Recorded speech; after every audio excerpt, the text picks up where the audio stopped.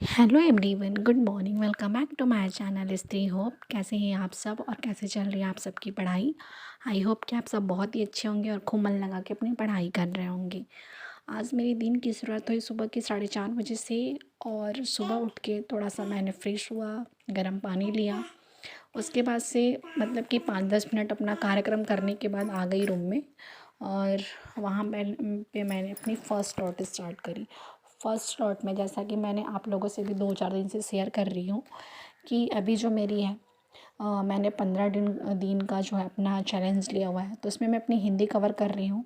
और हिंदी में मैंने आज डिकोड की बुक से सबसे पहले एक चैप्टर ख़त्म करी, फर्स्ट तद्भव और तत्सम।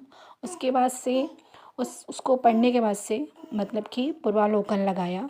वो भी मतलब कि लगाया नहीं, ये मॉर्निंग की वीडियो है। उसके बाद से मैंने सुबह में सोचा कि पहले हिंदी पढ़ लेते हैं, क्योंकि 1 महीने हिंदी को दूंगी। अभी एनसीईआरटी मतलब पढ़ते पढ़ते मेरा मन तो आज से एनसीईआरटी मतलब कि 1-2 दिन में बंद ही करूँगी। उसके बाद से मैं एलुस्टेंट पे जाऊँगी।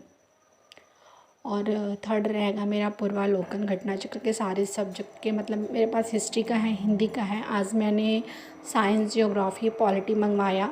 और उनके पास पर्यावरण पारिस्थितिकी की नहीं थी, तो वो उसको बाद में मंगवा लूँगी मतलब कभी, क्योंकि अभी इसके लिए टाइम बहुत मिलने वाला है। जैसे पेपर टल रहा है, तो एक ये है कि हाँ ठीक है, तैयारी जिस बेस पे कर रही हूँ इसको और स्ट्रॉन्ग बनाऊँ, ताकि हाँ कितना करके आ रही है बहुत ज़्यादा ज़रूरी है। ऐसा नहीं है कि हम बस तैयारी करते रहें और जब बुक्स ही नहीं रहेगा तो फिर पढ़ने का कोई फ़ायदा नहीं है। तो इसलिए, क्योंकि बहुत सारे ऐसे लोग भी हैं जो लुसेंट और पूर्वालोकन करके जो आरओ की प्री है वो निकाल लिए हैं। तो इसलिए मैंने अब सोचा है कि एनसीईआरटी तो मेरा बहुत हद तक मैं बहुत ज़्यादा इस टाइम पढ़ ली हूँ। और उसके शॉर्ट नोट्स भी मैंने बना लिया था, मैंने आप लोगों के साथ शेयर करी ही थी 2-4 मतलब कि पीछे वाले मेरे ब्लॉग में होगा। तो इसलिए आज से यही सोचा है कि अब लुसेंट पे जाऊँगी सीधे और वहाँ से चीज़ों को मैनेज करूँगी।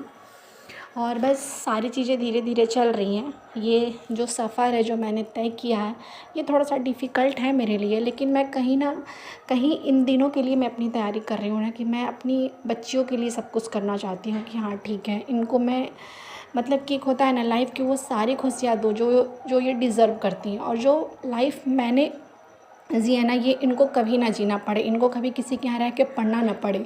जो चीज़ें मैंने झेली हैं ये इन सबको कभी ना झेलना पड़े। इसलिए मैं सोचती हूँ कि ठीक है, मेरे लाइफ में जितना भी हो सके, मेरी मम्मी ने हम लोगों के लिए बहुत कुछ किया है। अभी भी मेरी मम्मी जॉब में है, तो इसलिए मुझे अच्छा लगता है कि जब मेरी मम्मी थोड़ी सी मतलब कि कम एजुकेटेड हो के हम लोगों के लिए इतना कुछ किया, तो फिर मैं क्यों नहीं करूँ। मैंने तो मेरे मतलब माँ बाप ने तो मुझे बहुत ही काबिल बनाया है कि हाँ ठीक है, मैं इन लोगों के लिए कुछ सोच सकती हूँ और मेरे पास टाइम भी है। तो इसलिए मैं चीज़ों को मतलब कि एक होता है ना कि सीरियसली कि हाँ ठीक है, बार बार छोड़ना और स्किप करना नहीं। अब लगे हैं तो लगे ही रहेंगे, इसको छोड़ेंगे तो नहीं। छोड़ना तभी है जब हाँ ठीक है, जब मेरी एलिजिबिलिटी ख़त्म हो जाएगी कि हाँ ठीक है, मेरे पास अब कोई रास्ता ही नहीं है, नहीं हुआ जब जॉब तब। लेकिन जब तक है तब तक टाइम मैं बिल्कुल ही अपनी जी जान लगा दूँगी। और आगे भगवान, क्योंकि एक होता है ना कि आज तक मेहनत किसी का बेकार नहीं गया है, तो ऐसा नहीं है कि मेरा ही जाए।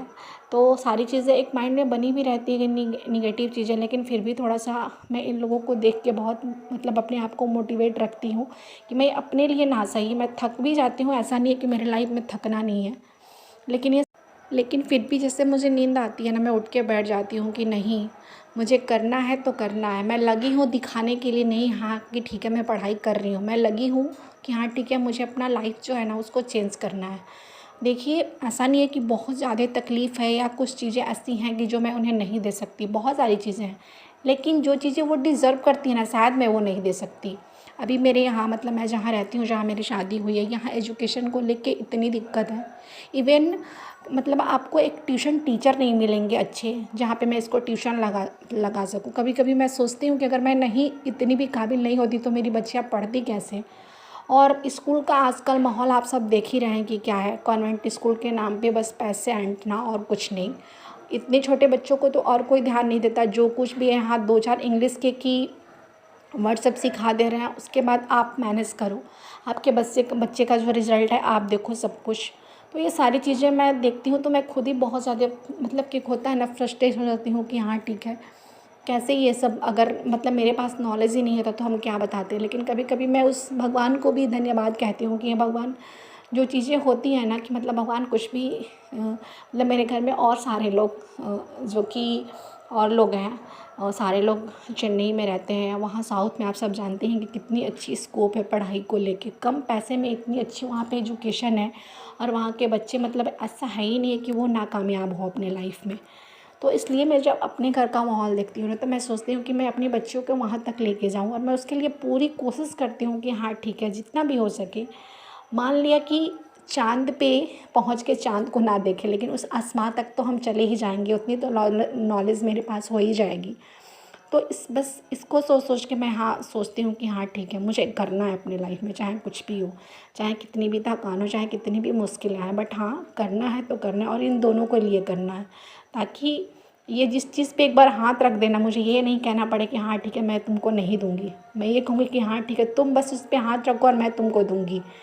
ये वाली लाइफ मैं सोचती हूँ कि मैं अपनी बेटियों को दूँ, और उसके लिए चाहे मुझे जितनी भी जी जान लगानी पड़े, जितना भी मेहनत करना पड़े, मैं वो सब करूँगी। तो बस यही सारी बातें हैं, और मेरा ब्लॉग अब ख़त्म भी होने वाला है। तो चलिए फिर हम कल मिलते हैं अपनी नई बातों के साथ। तब तक के लिए बाय बाय, टेक केयर, जय श्री राम, राधे राधे। आप सब अपना ख्याल रखिएगा।